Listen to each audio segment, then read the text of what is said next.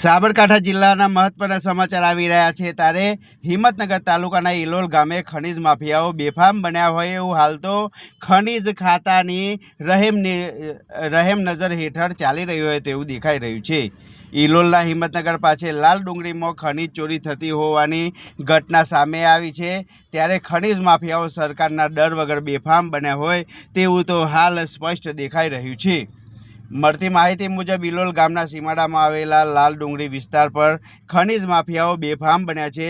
ખનીજ ખાતાના અધિકારીઓની રહેમ નજર હેઠળ ગેરકાયદેસર રીતે ખનીજ ચોરી કરી રહ્યા હોય તેવું લાગી રહ્યું છે।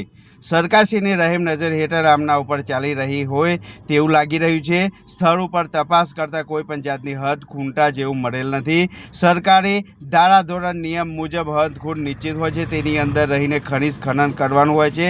જ્યારે લાગી રહ્યું છે કે આપણે કોઈનો કે કાયદાનો ડર નથી તેવું લાગ્યું છે। હાલ તો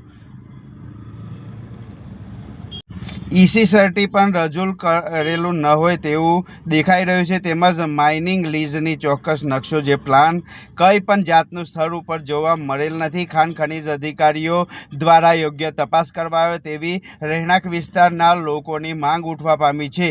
ગામના રહેણાંક વિસ્તારમાં ભારે વાહનો પસાર થઈ રહ્યા હોય ત્યારે લોકોમાં ભય સતાવી રહ્યો છે। ગામના લોકોનું કહેવું છે કે રાત દિવસ ગાડીઓ અહીંથી પસાર થતી હોય છે, અમારી ઊંઘ પર હરામ થઈ ગઈ છે। રોડ રસ્તાઓને પણ દયનીય હાલત કરવામાં આવી રહી છે, તેમજ અમારા નાના બાળકો લઈને રહીએ છીએ।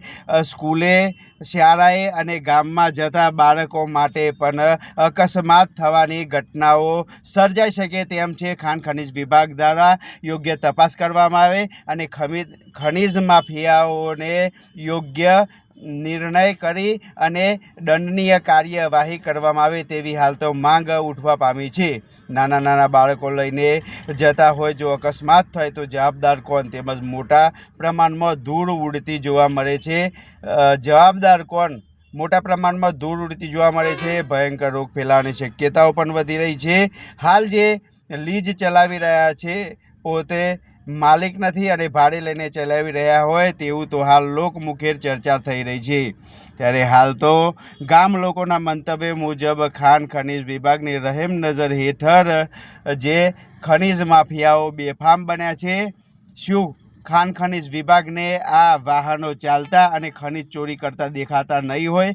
વારંવાર સાબરકાંઠા જિલ્લાના ખનીજ ચોરોની ઘટનાઓ સામે આવતી હોય છે, છતાંય ખનીજ માફિયાઓ સામે કોઈ કાર્યવાહી કરવામાં આવતી નથી।